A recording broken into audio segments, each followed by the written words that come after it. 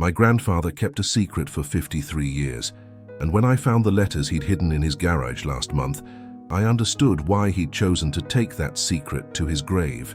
Some truths are too heavy to carry, and some loves are too dangerous to confess.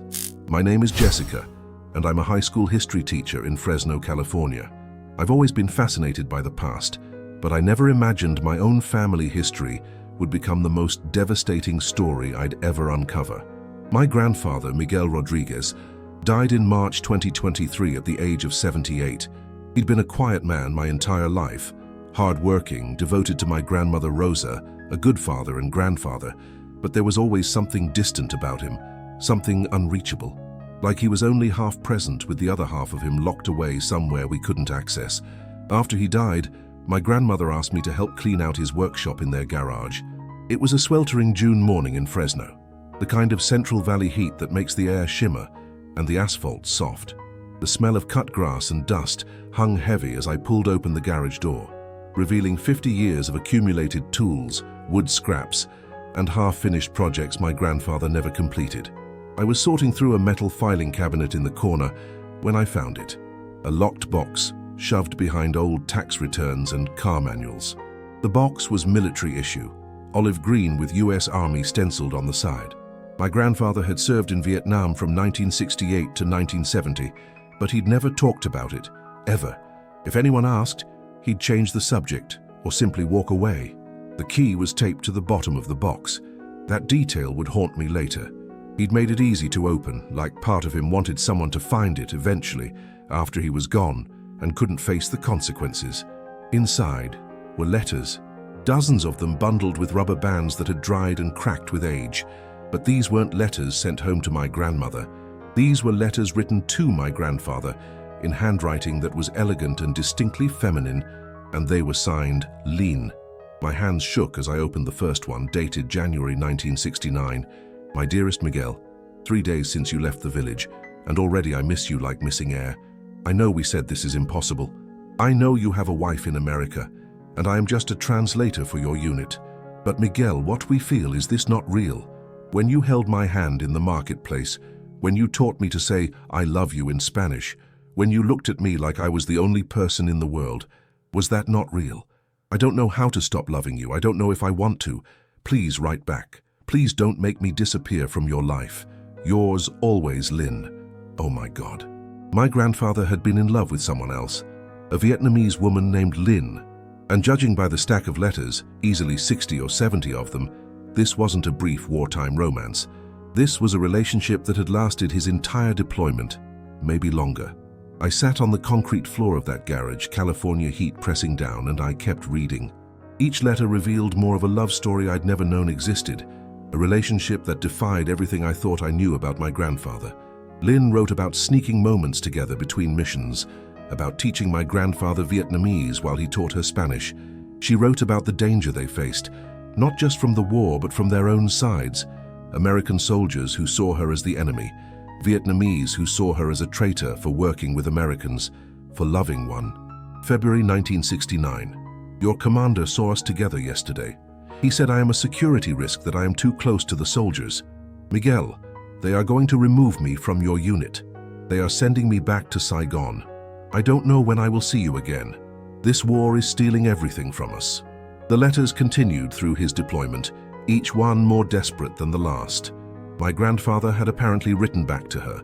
Lin referenced his letters, quoted things he'd said, but I couldn't find his side of the correspondence.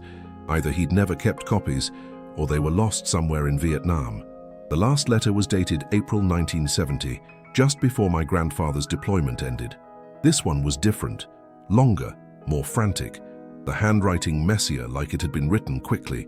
Miguel, I am writing this in the middle of the night, and I don't know if you will ever receive it. I need to tell you something before you leave Vietnam, before you go back to America and your other life. I am pregnant, 2 months now. I know this changes everything. I know you have a family, obligations, a life I can never be part of. But I needed you to know. Our baby, your child, is growing inside me. I am scared, Miguel. The war is getting worse.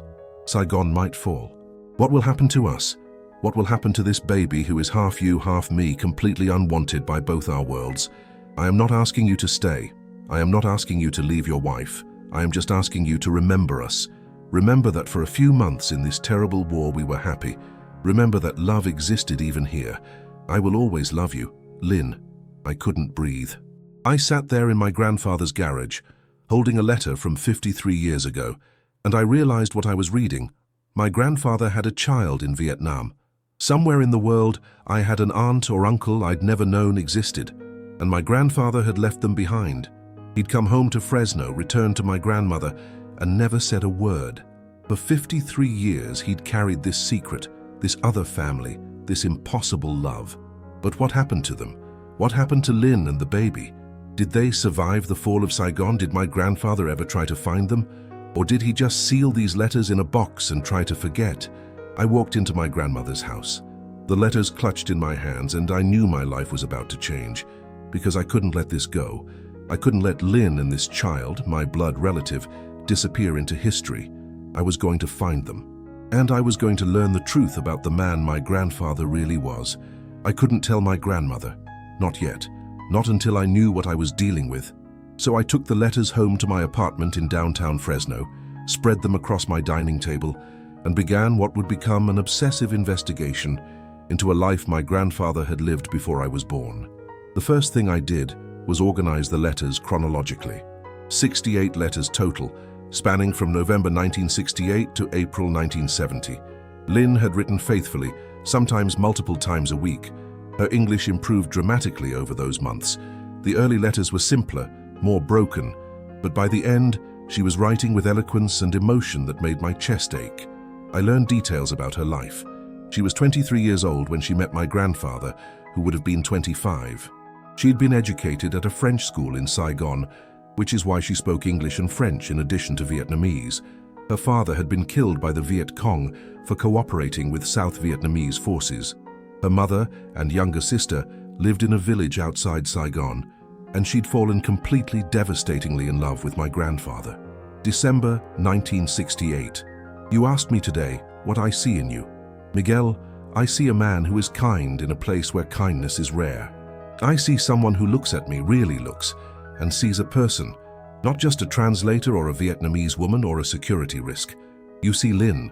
When you are gone, no one will see me anymore. I will disappear. But what haunted me most was my grandfather's side of this story. He'd been married to my grandmother since 1967. They'd gotten married young, right before he shipped out. My mother was born in 1969, conceived during his brief leave home between training and deployment, which meant my grandfather had been writing love letters to Lynn while his wife was pregnant with his first child. The betrayal of it made me sick, but I kept reading because I needed to understand. I found a phone number in one of the later letters. Lynn had given my grandfather her mother's address and a contact number in Saigon, begging him to write to her there since she could no longer receive mail at the military base. It was a long shot, but I tried researching it anyway. After hours of searching, I connected with a Vietnamese American advocacy group that helped families separated by the war. I spoke to a woman named Mai, who specialized in tracking down Amerasian children, kids born to American soldiers and Vietnamese women, many of whom were left behind after the fall of Saigon in 1975. There are thousands of them, Mai told me over the phone. Some were brought to America, but many weren't. They grew up in Vietnam, often discriminated against, called children of the dust. If your grandfather's child was born in 1970 or early 1971, they'd be in their early 50s now. Finding them won't be easy, but it's possible. She asked me for any identifying information, Lynn's full name, her family's village, any details I could provide. I went back through the letters, pulling every scrap of information. Lynn's full name was Nguyen Thi Linh. Her mother's name was Nguyen Thi Han. They lived in a village called Bin Duong, about 20 kilometers from Saigon. 2 weeks later, Mai called me back. Jessica, I found something, but you need to prepare yourself. My heart was pounding. What did you find? I found records of a Nguyen Thi Linh who registered with Refugee Services in 1975, right after the fall of Saigon. She applied for evacuation to the United States, claiming connection to an American soldier, but her application was denied. There were thousands of people trying to leave, and without proof of marriage or paternity, she wasn't prioritized. What happened to her?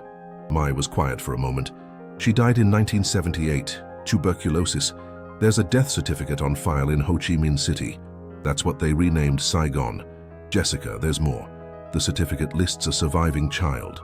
A son, born December 1970. Name, Nguyen Minh Rodriguez. I couldn't speak. Nguyen Minh Rodriguez. Lin had given her son my grandfather's last name, a Vietnamese boy carrying a Mexican-American surname in a country that had just been torn apart by war. Is he still alive? I whispered. The son, is he alive? I don't know yet, Mai said. But that name, Rodriguez, that's unusual in Vietnam. It's traceable. Give me more time. I hung up and immediately drove to my grandmother's house. It was a Saturday afternoon, and she was in her garden tending to the roses my grandfather had planted for her 40 years ago.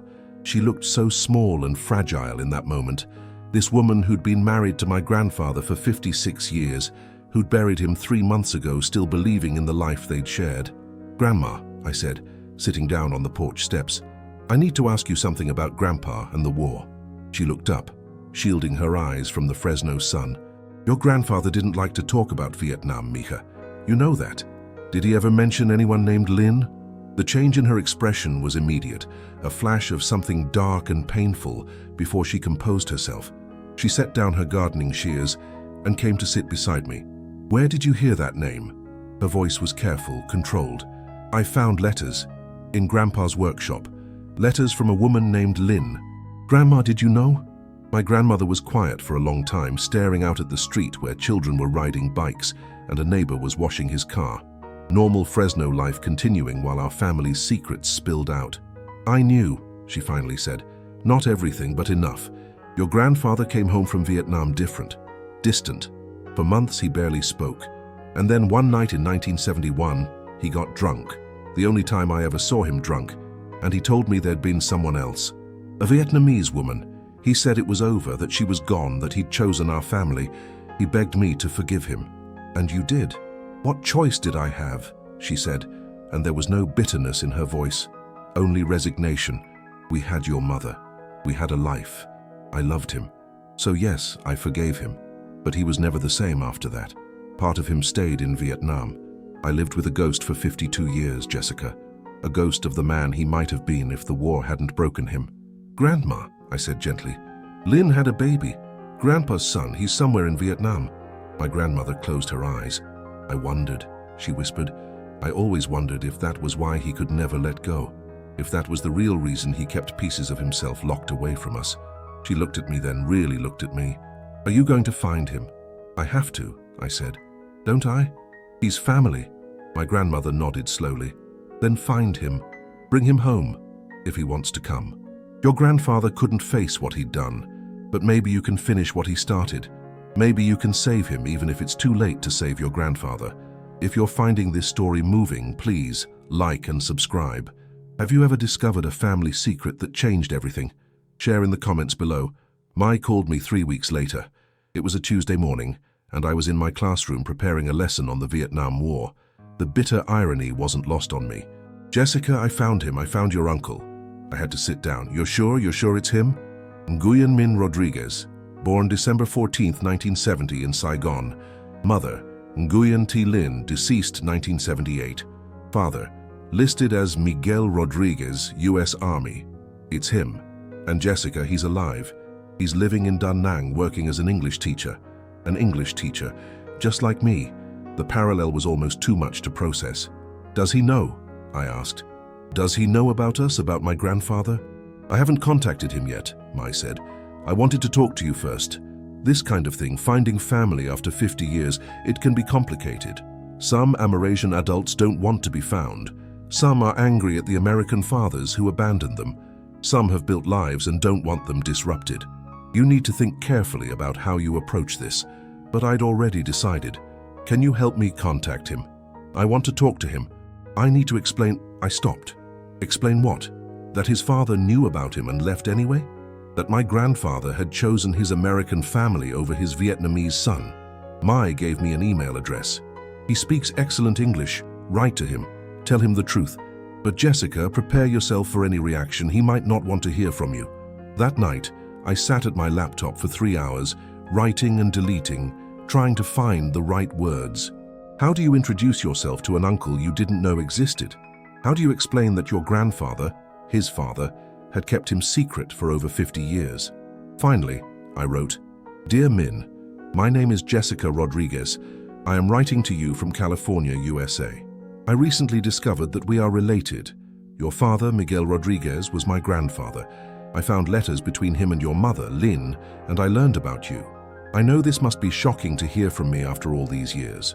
I want you to know that my grandfather passed away 3 months ago.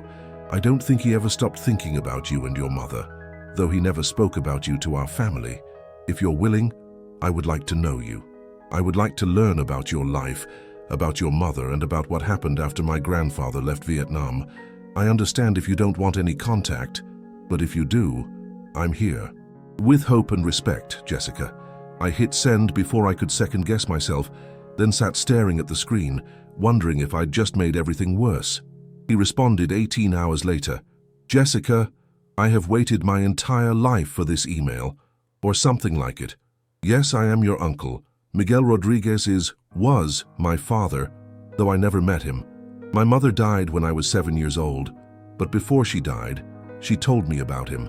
She told me he was a good man who loved her, but that he had another family in America. She made me promise not to hate him. I tried to keep that promise, but it was hard growing up as an Amerasian child in Vietnam. People called me Bui Doi, dust of life. I was too Vietnamese for Americans, too American for Vietnamese. I spent years trying to find my father. I wrote letters to the US military, to Veterans Affairs, to anyone who might help me locate Miguel Rodriguez. No one ever responded. Eventually, I stopped trying. I built a life here. I married a Vietnamese woman. We have 2 children, your cousins. I teach English at a university. I made peace with being unwanted. But Jessica, I still have questions. Did he know about me? Did he ever try to find me? Did he ever love my mother, or was she just a wartime romance he forgot? Please tell me the truth. I can handle it. I've handled worse. Min. I called my mother that night. She deserved to know before this went any further. When I told her about the letters, about Lynn, about Min, there was a long silence on the line. "I always wondered," she finally said. "Dad was different after Vietnam. Mom said it was just the war, just PTSD. But sometimes I'd catch him staring at nothing, and I'd think, he's somewhere else, he's with someone else." "Are you angry?" I asked. "I don't know what I am," she said honestly. "He was my father. He raised me, paid for my college, walked me down the aisle at my wedding. But he also abandoned a child in a war zone. How do I reconcile those 2 versions of him?" "I don't think we can," I said. "I think we just have to accept that people are complicated, that good people can do terrible things." My mother was quiet for a moment. "Are you going to Vietnam?" "I think I have to. Min deserves answers, and I need to give them to him in person." "Then I'm coming with you," she said. "If Min is my half-brother, I should meet him. We should do this together." 2 months later, my mother and I landed in Da Nang, Vietnam. The humidity hit us the moment we stepped off the plane, that thick tropical air so different from California's dry heat. Mai had helped arrange everything: hotel, translator, and a meeting with Min at a cafe overlooking the Han River. I saw him before he saw us. He was sitting at a table by the window, nervously checking his phone. And the resemblance to my grandfather was startling. The same dark eyes, the same strong jawline, the same way of holding his shoulders.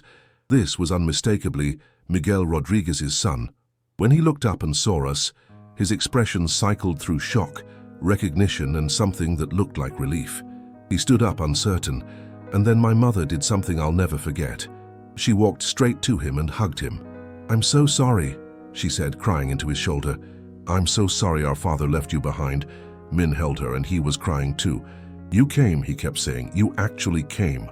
We sat down together, this fractured family piecing itself back together 53 years too late. And Min told us his story, the story my grandfather never got to hear. Min ordered Vietnamese coffee for all of us, and as the sweet, strong drink arrived, he pulled out a worn envelope from his bag. I recognized it immediately. The same military-issue paper as the letters I'd found. "My mother kept every letter your grandfather sent her," Min said. "When she died, my grandmother gave them to me. I've read them so many times I've memorized parts of them." "He kept her letters too," I said. "That's how I found you. He hid them in his workshop." Min smiled sadly. Then they both held on. That means something, doesn't it? He opened one of the letters, dated March 1970, 3 months before my grandfather left Vietnam. Listen to this. Lynn, I am being eaten alive by what I've done to you. To Rosa, to everyone I love. I am trying to be two people in two places, and I'm failing at both. When I'm with you, I'm consumed by guilt. When I'm writing to Rosa, I'm consumed by longing for you. I don't know how to reconcile who I am with who I'm supposed to be. All I know is that I love you and that love is destroying everything. My mother closed her eyes. He was tormented. He should have been, Min said, but there was no anger in his voice. He should have been tormented. But Jessica, your mother, I need you to understand something. My mother didn't blame him. Even at the end, when she was dying and knew I'd grow up without parents, she defended him. She said, "Your father is a good man, caught in an impossible situation. The war did this to us, not him." "Do you believe that?" I asked. Min was quiet for a long moment, watching boats move down the river. I spent my childhood angry at him, my teenage years trying to find him, my 20s hating him for never coming back. But now, at 53 years old, I think I finally understand. He was 26 years old, dropped into a war zone, torn between duty and desire. What choice did he really have? Stay in Vietnam and abandon his wife and daughter? Bring my mother to America and destroy his marriage? There was no good option, only varying degrees of loss. He pulled out more letters, my grandfather's side of the correspondence that I'd never seen. In his last letter to my mother, written right before he left Vietnam, he says this: "Lynn, I am leaving tomorrow. I've tried to find a way to bring you to America, but the military says it's impossible without a marriage certificate, and I can't get divorced while deployed. I've contacted refugee organizations, given them your information, but they say the process will take years if it happens at all. I've put money in an account for you. It's not enough, it will never be enough, but it's all I have. The account information is in this letter. Please use it for our child. Please know that I'm not abandoning you by choice.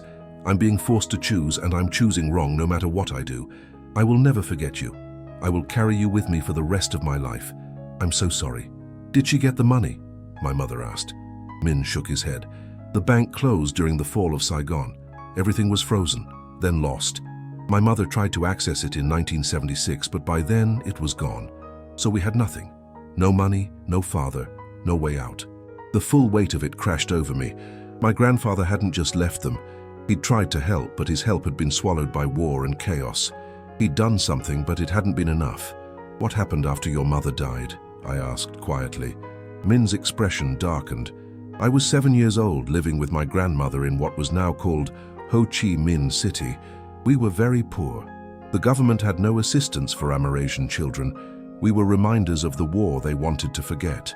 I grew up getting into fights with kids who called me American bastard. I dropped out of school at 14 to work in a factory. I should have ended up nowhere." "But you didn't," I said. "No. When I was 19, I met an American veteran who'd come back to Vietnam to make amends.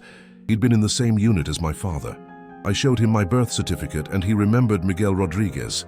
He said my father had been a good soldier, respected, kind, and he did something incredible. He sponsored me to attend university, paid for everything, said he owed it to the Vietnamese people for what America had done." Min pulled out a photograph, a young Vietnamese man in a graduation gown holding a degree. "I became the first person in my family to graduate from university. Then I got my master's in English literature. Now I teach American literature to Vietnamese students. The irony is not lost on me." "You broke the cycle," my mother said, and she was crying again. "You became everything our father wanted for you." "Did he want that?" Min asked, and for the first time, I heard real pain in his voice. "How do you know?" "He never came back. He never wrote after that last letter. For 53 years he knew I existed, and he never tried to find me. Not once. Even after the war ended, even after Vietnam opened up, even after the internet made finding people easy, he never looked. That's the part I can't reconcile. If he loved my mother so much, if he felt so guilty, why did he never try? It was the question I'd been dreading, because I had no good answer. "I don't know," I said honestly. "Maybe the guilt was too much. Maybe he convinced himself you were better off without him. Maybe he was a coward." "All of those things," Min said. "He was all of those things." And I'm supposed to forgive him anyway because what? He's dead now? Because you came here with good intentions. The cafe had gone quiet around us. Other patrons were pretending not to listen, but I could feel their attention. I'm not asking you to forgive him, I said. I'm asking you to know him, to understand the whole story. Because Min, you deserved a father, and we deserved to know you. And maybe it's 50 years too late, but we're here now. We're here, and we're not leaving until you know that you matter, that you always mattered. Min covered his face with his hands. I wanted him to look for me. For 50 years, every time I heard about American tourists in Vietnam, every time I saw an older white or Hispanic man, I'd wonder, is that him? Is that my father finally coming back? And he never did. I know, I said, and I'm so sorry. But Min, we're here now. Your family is here now. And if you'll let us, we'd like to be part of your life. Not to replace what you lost, but to build something new. He looked up at us. This uncle I'd never known existed, and slowly he nodded. Tell me about him. Tell me everything about Miguel Rodriguez. I want to know who my father was, even if I never got to meet him. Bloco 05. Resolution and final reflection. 1,000 words.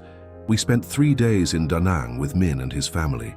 His wife, Lan, welcomed us with the kind of warmth that transcended language barriers. His children, our cousins, 19-year-old Hoa and 16-year-old Tuan, were shy at first, but by the second day, they were showing us their city, teaching us Vietnamese phrases, laughing at our terrible pronunciation. On our last evening, Min took us to a temple overlooking the city. The sun was setting over the South China Sea, painting everything gold and crimson. We'd brought my grandfather's letters, all of them, both sides of the correspondence now reunited for the first time in over 50 years. I want to burn them, Min said quietly. In my culture, we burn things to send them to the deceased. I want to send these letters to my mother and your grandfather so they can finally be together without war or guilt or impossible choices. We lit incense and, one by one, burned the letters in a ceremonial bowl. As the paper curled and blackened, I thought about love and war and all the ways history shapes us, breaks us, forces us to make choices we shouldn't have to make. Your grandfather loved my mother, Min said as we watched the smoke rise. I believe that now, but he also loved his family in America, and the war made him choose. Some people think love conquers all, but that's not true. Sometimes love loses. Sometimes love gets crushed by history and duty, and circumstances too big for any one person to fight. My mother held his hand. I wish our father had been braver. I wish he'd brought you to America, even if it was hard. Even if it destroyed our family for a while, you deserve that. Maybe, Min said. Or maybe I ended up exactly where I was supposed to be. I'm Vietnamese. This is my home. My life here is good. I have a career I love, a family I adore, students who call me Teacher Min with respect. If I'd grown up in California as Miguel Rodriguez Jr., would I have this? Or would I have been another displaced immigrant kid, never quite fitting in anywhere? He turned to us and there was peace in his expression that I hadn't seen before. I spent 50 years being angry at what I didn't have. Maybe it's time to be grateful for what I do have. Before we left Vietnam, Min gave us photographs, dozens of them, chronicling his life from childhood to now.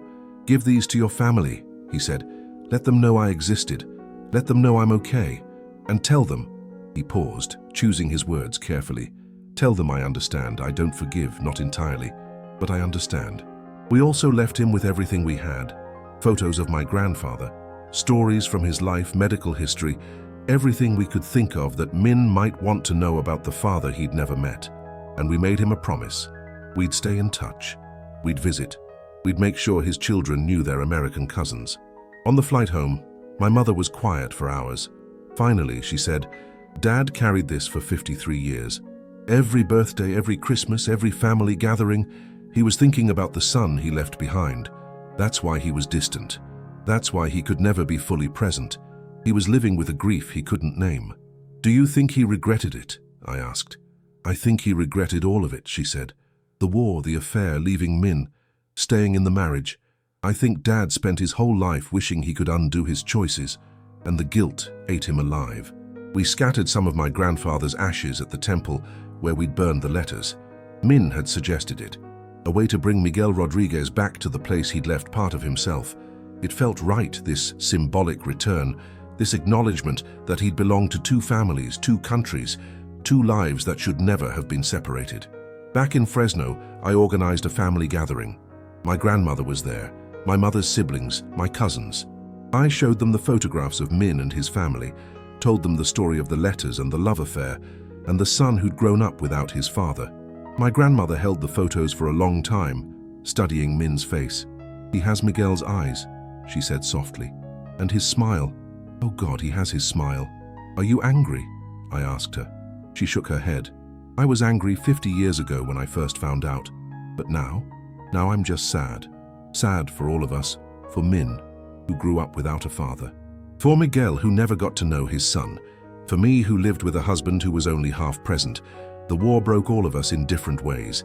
We decided as a family to help Min's children attend university in America if they wanted. We set up a fund, contributed what we could, made sure they knew they had options. It wouldn't undo 50 years of separation, but it was something. It was a start. This story reminds us that war doesn't end when the shooting stops. It echoes through generations, creating wounds that take decades to even acknowledge, let alone heal. If this story moved you, please subscribe for more histories about the complicated legacies we inherit. Share in the comments. Have you ever discovered a family secret that changed how you understood your own history? And remember, sometimes the bravest thing we can do is face the truths our parents couldn't. I keep in touch with Min weekly now. We video chat, exchange photos, tell each other about our lives. He's teaching me Vietnamese. I'm helping his children with their English essays. We're building something new from the ruins of what was lost. My grandfather kept a secret for 53 years, but secrets have a way of surviving us, of demanding to be told even after we're gone. Miguel Rodriguez couldn't face what he'd done, couldn't reconcile the man he was with, the man he'd wanted to be. But maybe that's not the end of the story. Maybe the end is this. Two families separated by war and guilt and impossible choices, finally finding each other, finally acknowledging that love doesn't always look like we think it should, that sometimes love is messy and complicated and leaves scars that never fully heal. My grandfather loved two women. He had two families, and in trying to protect one, he abandoned the other. There's no redemption in that, no happy ending, just the truth, finally spoken, finally heard. And maybe that's enough. Maybe truth, even painful truth, is better than silence. Min and I are planning a trip next year. He'll come to California, meet the rest of our family, see where his father lived and died. We'll visit my grandfather's grave together, and Min will finally be able to say goodbye to the father he never got to know. Some lines are lost forever, but some, against all odds, can be found again.